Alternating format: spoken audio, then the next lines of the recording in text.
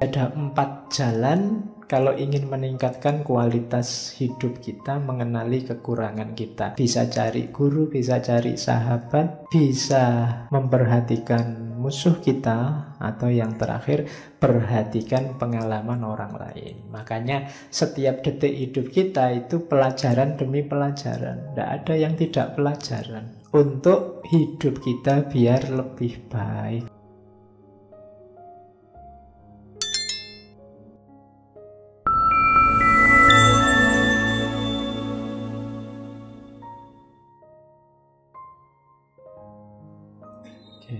Bismillah. Assalamualaikum warahmatullahi wabarakatuh. Bismillah, kita awali ngaji kita malam hari ini. Oke, terus. Nah, ini nasihat juga dari Hamka. Cara mengenali kekurangan diri. Kan sering saya suruh, mbok yo kita muhasabah. Ayo kita cek hidup kita. Tapi ini kan tidak gampang. Kamu mungkin minat, tapi susah Pak. Caranya gimana? Nah, Hamka ngasih beberapa tips dalam lembaga budi. Saya ini punya penyakit diri saya apa saja sih Pak? Mungkin kamu sendiri tidak tahu karena kamu terlibat terus dalam dirimu. Setiap kali saya ngomong tadi kejelekan-kejelekan budi, yang ada di pikiranmu selalu orang lain, bukan dirimu. Karena susah memang mendeteksi kelemahan diri sendiri. Selalu orang lain. Selalu kamu ngomong, oh itu kubu sana, banyak yang gitu Pak. Tadi saya ngomong hasut itu kan mesti dalam pikiranmu, iya Pak, yang kubu sana, yang bukan pilihanku, isinya hasut semua. Yang kubu sini juga begitu. Begitu dia ngomong, wah banyak sekali menyebarkan hoax. Oh iya Pak, kubu sana, selalu kubu sana. Tidak pernah kamu cermati dirimu sendiri karena memang kamu terlibat terus dengan dirimu. Kalau terlibat terus kan memang susah introspeksi. Maka Hamka ngasih beberapa tips. Yang pertama katanya Hamka, ada jalan mudah. Cari guru yang wawasannya luas dan memang mengerti tentang akhlak, tentang cacat-cacat yang tersembunyi. Jadi cari guru yang bisa dipercaya. Ini lebih mudah. Dalam dunia tasawuf itu, dunia tarekat itu, bahkan seorang murid kalau ingin diperbaiki oleh gurunya, pasrah saja 100% pada gurumu. Kadang-kadang gurunya menyuruh aneh-aneh. Kita tidak paham karena ini kok disuruh gini toh ya, tujuannya apa. Tapi gurumu lebih ngerti. Kalau di tarekat disuruh pasrah saja, guru lebih tahu perkembangan mentalmu, perkembangan rohanimu. Kadang-kadang saya beberapa kali mengalami datangnya pakai kendaraan sama guru tarekat ini, sudah kamu pulangnya jalan kaki aja, padahal itu mungkin puluhan kilo. Itu kan kelihatan tidak masuk akal, apa sih gunanya ini. Tapi ada gunanya pasti. Mungkin untuk membunuh egomu, membunuh ketergantunganmu pada dunia, macam-macam. Gurumu yang mengerti. Guru rohani itu kayak dokter kalau dunia jasmani. Kamu kan tidak paham itu, dokter ini kok obat diminum sehari 3 kali, mbok wis diminum 10 kali kan cepet sembuh misalnya. Lo yang ngerti dokternya. Kamu jangan ijtihad sendiri atau urusan obat.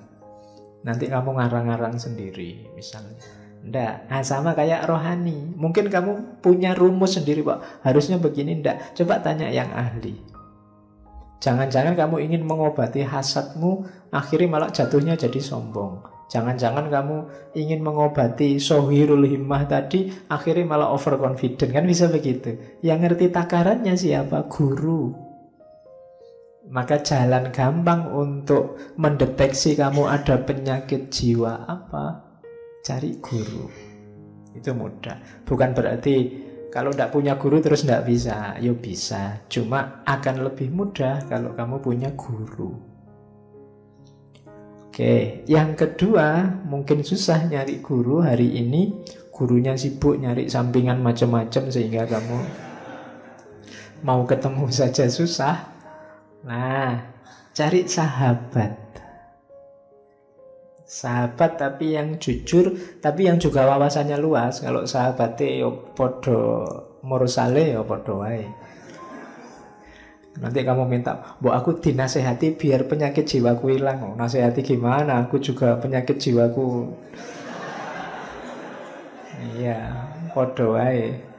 Yo silahkan bertangis-tangisan dalam cari sahabat yang wawasannya luas. Jadi kalau ada teman kok kelihatannya ini lebih mantap, lebih stabil menguasai mentalitas rohaninya, kamu dekati, jadikan sahabat. Siapa tahu membantu perkembangan rohanimu. Misalnya ada teman, aku suka loh temanku ini jujur sekali, dekati dia, belajar kejujuran dari dia, mungkin bisa mengobati penyakit khianatmu. Temanku ini tulus sekali ya, kamu dekati saja jadi teman, mungkin bisa ngasih tips padamu gimana biar kamu tidak hasut. Caranya begitu. Cari sahabat, cari teman yang berpandangan luas sesuai kebutuhanmu. Yaitu kalau kalimatnya Hamka juga yang beragama, serius sama agamanya. Biasanya lebih mudah dipercaya. Sahabat tidak punya, guru tidak punya. Ada tips lagi. Dengarkan musuhmu. Ini agak unik. Musuh itu biasanya yang bisa cepat menemukan jelekmu di mana. Iya, musuh itu kan selalu nyari jelekmu ada di mana. Berarti gampang. Kalau kamu ingin saya itu jeleknya di mana, kok tidak tahu, cari musuhmu. Aku itu salah apa padamu? Nah, dengarkan jawabannya. Ya. Oh, berarti salahku di situ. Nah, diperbaiki. Emangnya kamu ku buat sakit apa? Oh, terus dia jawab kan meskipun sambil maki-maki. Dengarkan saja. Oh iya, berarti aku lemah di situ. Itu cara lain sebenarnya. Jadi cari musuh. Yo, meskipun kalau merasa tidak punya musuh, yo jangan bikin-bikin musuh. Nanti kamu tidak punya musuh, nanti bikin-bikin musuh. Nggak. Kalau kebetulan ada orang yang tidak suka sama kamu, yang benci sama kamu, ayo kamu manfaatkan kebenciannya untuk kebaikanmu. Nah, kan enak ini kan. Selama ini kan kebencian kamu lawan dengan kebencian, sehingga yang kamu dapat hanya rasa dendam tadi. Nah, sekarang ada orang benci sama kamu, biarkan dia ngomong banyak.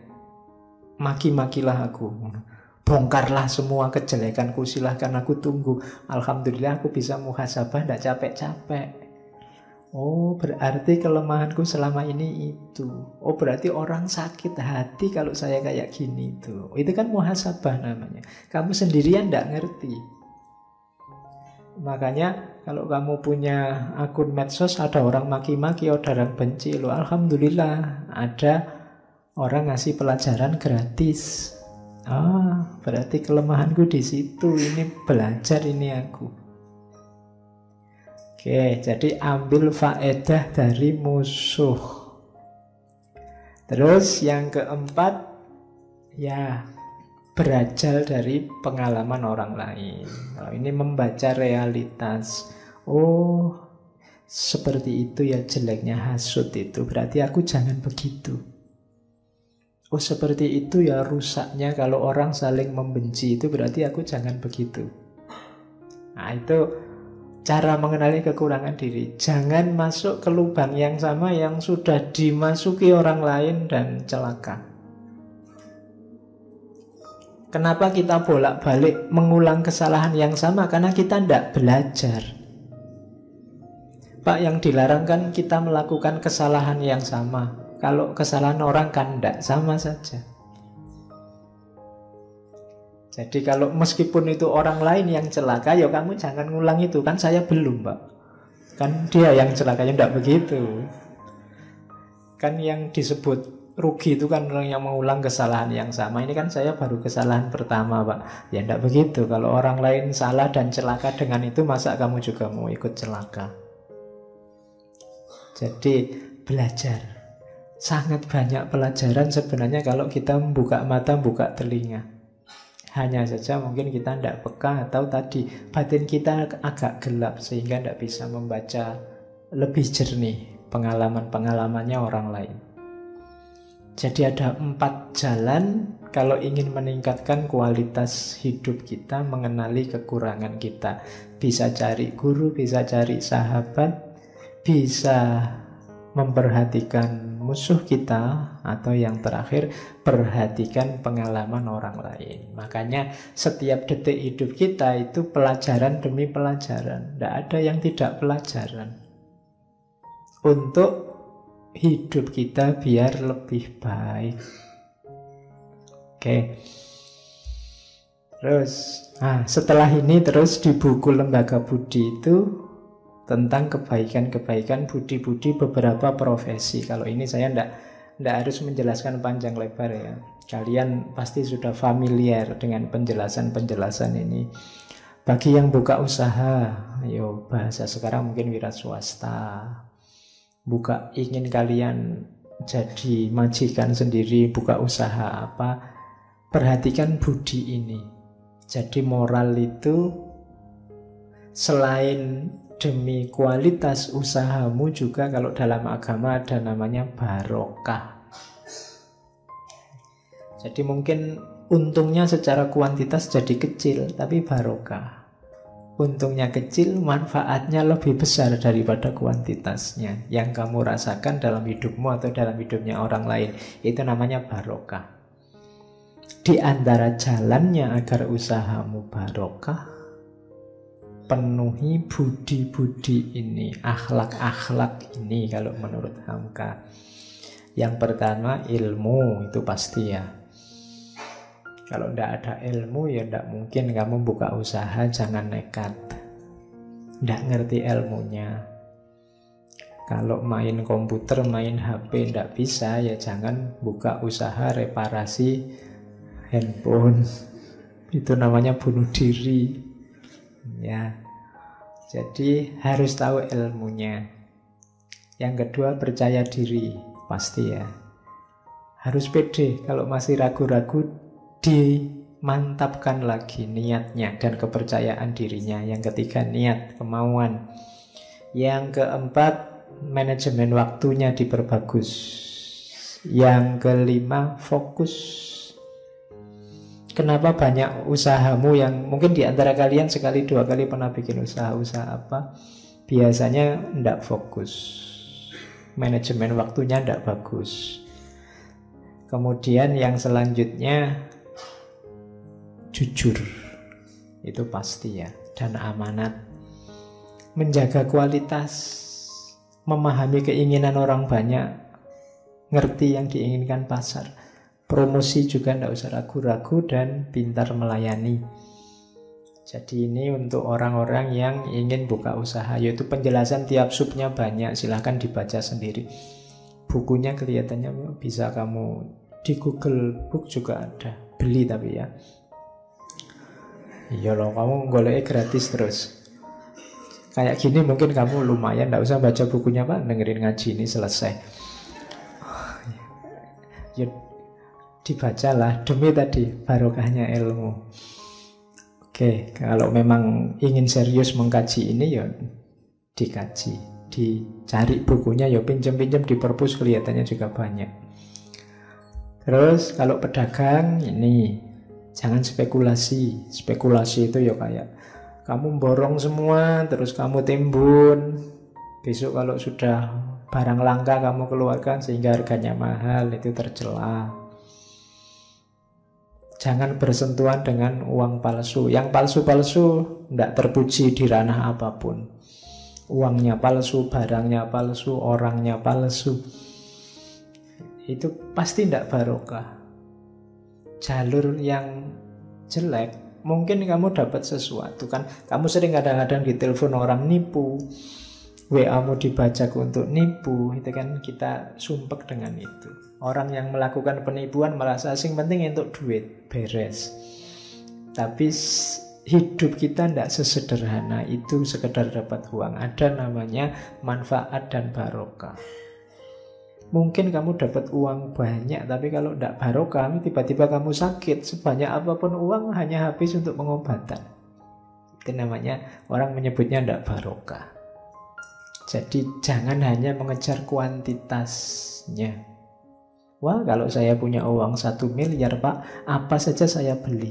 Kamu dapat 1 miliar terus masuk penjara. Apa yang mau kamu beli, wong kamu di penjara. Nanti hartamu disita semua, tidak cuma yang 1 miliar itu, akhirnya semuanya habis. Itu namanya tidak barokah. Jadi jangan hanya mengejar kuantitas, jangan bersentuhan dengan yang palsu-palsu. Termasuk kata-kata palsu. Kata-kata palsu itu memuji berlebihan, mencela berlebihan. Itu palsu. Nyatakan kalau ada cacat apa adanya, jangan curang, jelaskan harga resminya. Mungkin kalau kamu mau jujur, ya saya ngambil untung sekian, harga pasarnya sekian. Oke, itu budinya pedagang. Kalau ini insya Allah kalian pahamlah dengan membaca satu kalimat. Kalau ini guru, ini kan akademisi semua. Guru punya beberapa budi penting. Yang pertama yang saya catat dari tulisannya Hamka, jangan merasa ilmumu sudah tinggi. Bidang apapun. Meskipun mungkin kamu besok sudah profesor. Karena begitu kamu merasa ilmumu sudah cukup atau sudah tinggi, kamu akan berhenti. Sementara ilmu itu berkembang, dunia ini berubah. Sementara yang kamu tahu hanya sebatas kemampuanmu, sebatas pengalamanmu. Yang pasti tidak sempurna, maka jangan pernah kamu merasa ilmumu sudah cukup tinggi. Kalau kamu merasa tinggi sehubungan, iya sih Pak, tapi saya merasa kalau dibandingkan dia, saya lebih tinggi. Itu pun jangan, karena itu menunjukkan bahwa kamu sedang takabur, kamu sedang sombong. Kamu lebih tinggi dari dia, siapa berani jamin? Ya kan? Mungkin di bidang ini kamu lebih tinggi, tapi di bidang yang lain dia lebih tinggi.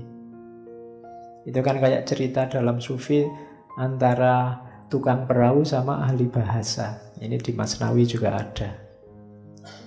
Jadi kan ahli bahasa ini sudah sombong. Suatu ketika ahli bahasa ini naik perahu, diantar oleh tukang perahu jalan-jalan ke tengah laut. Kemudian ngobrol berdua. Bapak ngerti nggak yang dimaksud kalimat majmu itu apa? Nggak ngerti. Gimana Bapak? Sudah tua gini kalimat majmu aja nggak ngerti.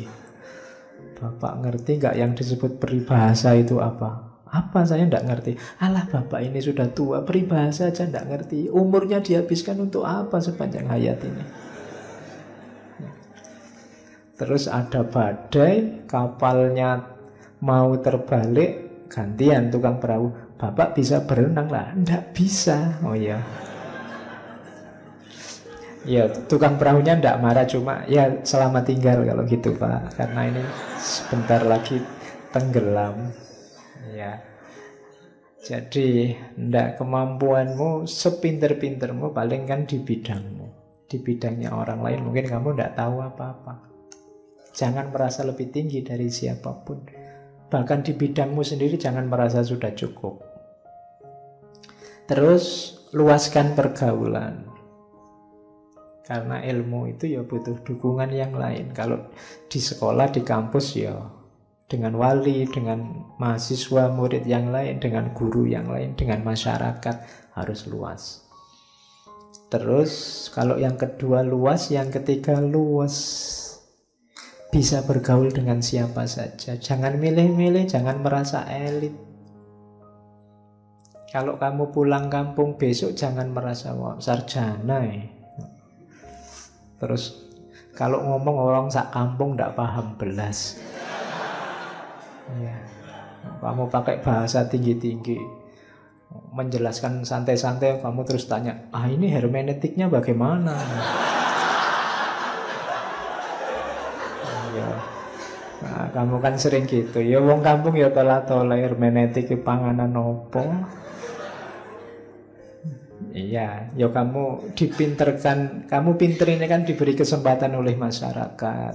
Bahkan mungkin ada anggaran dana-dana masyarakat terlibat untuk subsidinya kampus-kampus. Ya, besok kamu harus memberi manfaat ke mereka. Jangan malah menyusahkan mereka. Kan hari ini banyak orang pinter itu yang isinya cuma menyusahkan. Setiap kali dia ngomong, besok pagi ada masalah muncul. Kan ada yang begitu, ya mbok jangan. Ilmu juga butuh barokah.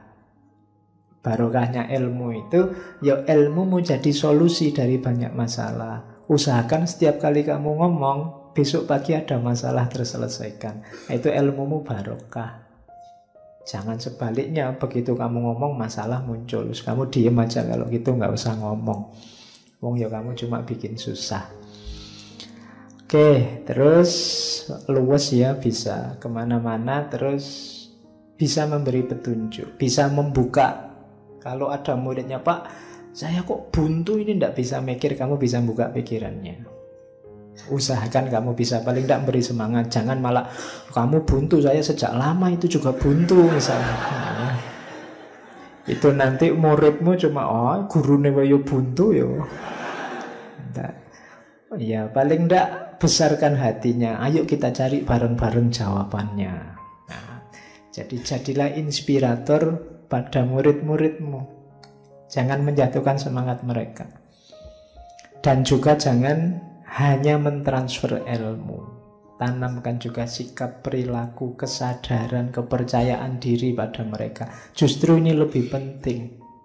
Kalau untuk nambah ilmu selanjutnya mereka bisa nyari kemana-mana. Tapi pembentukan karakter ini perlu. Besok kalau kamu jadi guru, jadi mahasiswa, usahakan bisa masuk semua, tidak cuma ilmunya. Nah ini budinya seorang guru. Dokter, itu saya urut dari bukunya Hamka itu ya. Dokter itu pertama-tama harus logikanya logika kewajiban pada sesama, logika pengabdian pada anak Adam seluruhnya. Logika pertama itu. Urusan bayaran, urusan imbalan itu nanti.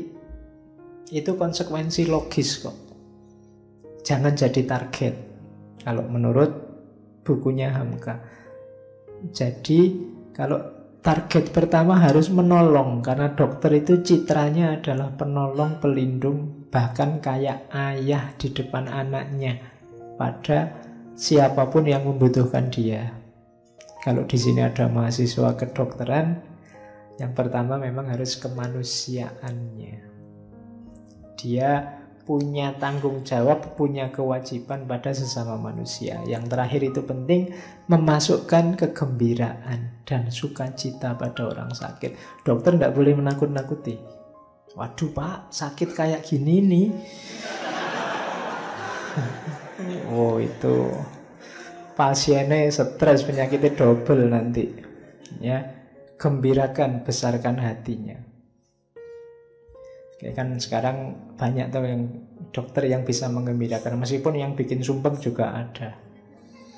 Ini Bapak kalau 3 hari tidak sembuh berarti gawat itu Pak, kembali lagi ke sini saya. Nah, ya. Jadi menakut-nakuti tidak boleh. Masukkan rasa gembira dalam hati pasiennya. Ya yang dokter nanti ngerti, akan ada kode etiknya. Yang jelas kemanusiaan yang jadi dasarnya.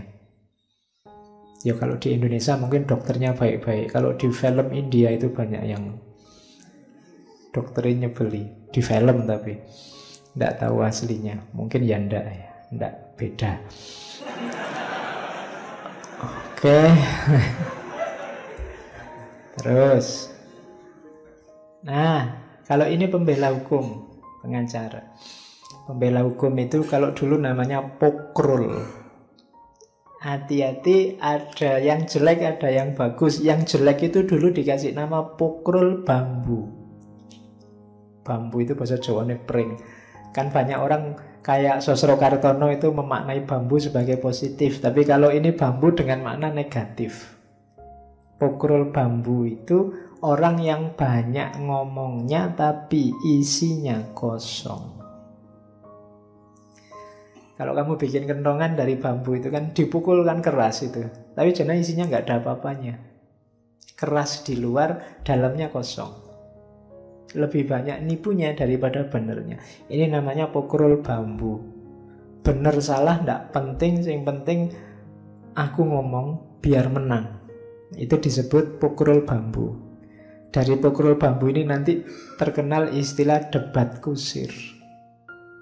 Debat kusir itu debat yang tidak produktif, yang dicari menang kalah. Logikanya tidak runtut, yang penting menang. Orang-orang semacam ini disebut pokrol bambu. Nah, kalau kalian lihat TV nanti banyak. Tidak ada isinya ngomong tok, yang penting menang. Dia sudah puas kalau lawan bicaranya jatuh. Targetnya cuma itu, bukan perbaikan sosial, bukan kemuliaan kemanusiaan. Yang penting musuhnya kalah, mau itu tok. Itu namanya pokrol bambu. Yang baik itu pembela hukum ya pokrol, tapi pokrol yang bertanggung jawab, berilmu, berpengetahuan, bijaksana, kuat hujahnya. Jadilah pembela hukum yang baik. Kemudian yang diperjuangkan ya hanya kebenaran. Tidak peduli apapun selain keadilan. Mungkin dapat tugas membela yang salah, ya dibela agar yang salah ini seandainya dapat hukuman sesuai dengan kesalahannya. Bukan jadi sasaran balas dendam yang berlebihan. Bukan kok terus yang salah gimana caranya jadi benar. Itu namanya pembela hukum yang baik. Jadi pokrol yang luas pengalaman, pengetahuan, kalau ngomong juga baik dan argumentasinya juga baik. Nah, ada quote dari Hamka, seorang guru mendidik muridnya. Walaupun murid itu nakal. Seorang pembela membela pesakitan walaupun yang dibela bersalah. Seorang dokter mengobati pasiennya walaupun pasien itu tidak bisa membayar. Karena kenakalan murid, kesalahan pesakitan, ketidakmampuan pasien itu tantangan-tantangan bagi guru, bagi pembela, bagi dokter. Bukan sesuatu yang harus dihindari. Kalau dia menghindar murid yang nakal, bukan guru yang sejati. Yang dicari yang baik-baik saja, ya wis apik. Mesti aja hasilnya apik. Yang luar biasa itu yang semula nakal tapi terus jadi bagus. Ini guru yang luar biasa. Pembela juga begitu. Pesakitan yang orang sudah marah mungkin digantung saja, dibakar saja, tapi dia bisa membela dan dihukum sesuai kadar kesalahannya, itu pembela yang bagus. Dokter yang mengobati yang tidak bisa membayar, tidak apa-apa. Yang pertama-tama kemanusiaannya. Urusan bayar nanti kita cari bareng-bareng. Ini dokter yang baik. Kalau versinya Hamka. Pak, kok ya relevan Pak sama hari ini? Itu Hamka kan ngomongnya dulu. Hamka itu lahir 1908, meninggalnya 1981. Kok masih cocok Pak? Ya berarti memang jangan-jangan situasinya tidak berubah sejak dulu. Oke, pengarang. Hari ini kan banyak pengarang ya. Kalian kan beberapa kan juga nulis-nulis buku. Perhatikan pengarang itu karakter-karakter ini. Yang pertama, harus luas pengetahuannya tentang bahasa bangsanya. Kalau kalian berarti bahasa Indonesianya harus bagus.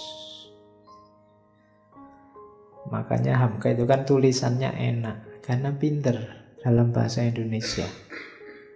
Hari ini kan kalian banyak dituntut pinter bahasa asing, padahal bahasa Indonesianya belum pinter juga. Akhirnya bahasa asingnya nggak terlalu bagus, bahasa Indonesianya apalagi. Padahal katanya Hamka, loh, bahasa bangsamu itu nomor 1 kan. Lebih dulu kamu harus pinter nulis bahasa Indonesia. Kalau bahasa Inggris ya kejarlah itu kalau mampu, kalau tidak bisa ada Google Translate, nggak usah khawatir. Tapi kalau bahasa Indonesia ini kamu wajib. Kalau kamu bilang, Pak mohon maaf saya bahasa Inggris tidak terlalu bisa, orang maklum, kamu memang orang Indonesia. Tapi kalau bahasa Indonesia, saya bahasa Indonesianya tidak bisa Pak, itu orang susah maklumnya. Lah kamu orang Indonesia, harusnya lebih pintar bahasa Indonesia dibandingkan bahasa asing. Secara logis begitu. Yo belajar. Harus luas pengetahuannya tentang bahasa bangsanya. Yang kedua, pengarang itu, ini istilahnya Hamka ya, kaya simpanan otaknya. Isi kepalamu harus kaya. Pengarang kok isinya sedikit, tidak pernah baca, itu alamat. Begitu kamu ngadep laptop, bingung dibikin nulis apa terusan. Nah, itu berarti simpenanmu kurang banyak. Kadang-kadang mulai saja kan kamu bingung, ini dimulai gimana ya Pak? Kamu kadang-kadang, saya materinya ada Pak, cuma mulainya itu gimana? Basa-basinya gimana? Loh, yang nyuruh kamu basa-basi itu siapa? Ya tulis saja yang ada di kepalamu tadi. Nanti tipis Pak. Loh ya, targetnya kan apa yang ada di kepalamu diomongkan, bukan tebal tipisnya. Ya nanti kalau kurang tebal ya gampang, spasinya direnggangkan. Kan tebal-tebal sendiri, fontnya dibikin 30 apa berapa ya. Nanti kan tebal. Sering mahasiswa kan begitu, kalau disuruh bikin makalah susah Pak bikin tebal. Jadi poinnya kan yang penting kena, bukan tebal tipisnya. Nah, itu nanti tergantung pada simpanan otakmu kaya apa tidak. Lidahnya fasih, itu berarti pinter, punya gaya bahasa, dibaca jadi enak. Kalau ngomong jelas, punya gaya sendiri. Kemudian kayak tadi ya, mahir mengungkapkan kesedihan atau kegembiraannya. Penulis yang bagus itu, yang baca itu ngerti, ini konotasinya sedih, ini konotasinya senang. Itu bisa. Kadang-kadang kan orang tidak ngerti, ini harus dibaca sambil semangat, meskipun tidak ada perintah dalam tanda kurung, baca dengan semangat. Nanti orang bisa langsung paham, ini kamu jadi bersemangat begitu membaca. Itu pengarang yang bagus.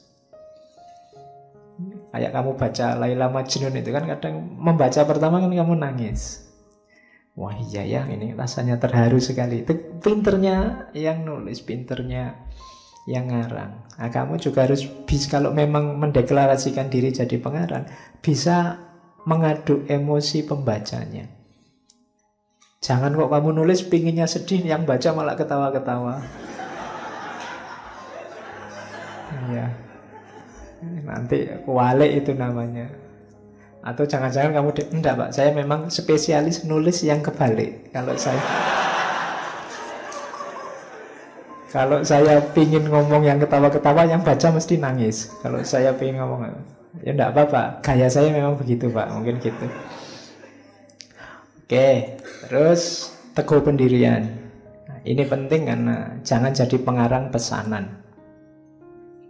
Dibayar orang untuk nulis hal tertentu, untuk kepentingan ideologi tertentu, itu namanya pesanan. Tapi kalau kepentinganmu sendiri, ideologimu sendiri, ya monggo. Atau yang cocok dengan keyakinanmu, ya monggo. Yang jelas teguh pendirian. Sebenarnya niat mulianya pengarang itu meningkatkan kualitas kecerdasan bangsa. Jadi penulis itu gurunya masyarakat. Maka jangan nulis yang tidak ada manfaatnya, tidak ada pentingnya. Nulis ya yang bermanfaat. Sekiranya masyarakat naik digit kecerdasannya, jangan nulis yang merusak masyarakat. Nah, itu kemuliaan pengarang. Oke, sekarang kita mulai bagian renungan budinya. Di bagian belakang buku Lembaga Budi itu ada 99 renungan tentang akhlak, tentang budi. Cuma saya tidak mungkin bawa 99 ke sini. Saya ambil dengan rumus sakarepku dhewe. Ya, ini kan cuma untuk menarik kalian tadi. Kalau pengen tahu 99 apa saja, yuk baca sendiri. Saya bawa ke sini yang menurut saya mood aja untuk saya sampaikan di sini. Yang pertama, ini bukan yang paling awal sebenarnya. Kerap kali orang tua menyesali pemuda dan menuduhnya bekerja terburu-buru dan kurang pikir. Kerap kali orang muda menuduh orang tua lamban bertindak dan terlalu banyak berpikir. Katanya Hamka, alangkah sibuknya dunia kalau pimpinan hanya di tangan yang muda-muda. Dan dunia akan membosankan karena lamban geraknya kalau pemimpinnya hanya yang tua-tua. Gabungan di antara gelora semangat yang muda dan renung pikiran yang tua itulah yang menimbulkan keseimbangan dalam hidup. Ini jangan disambungkan sama pilpres ya.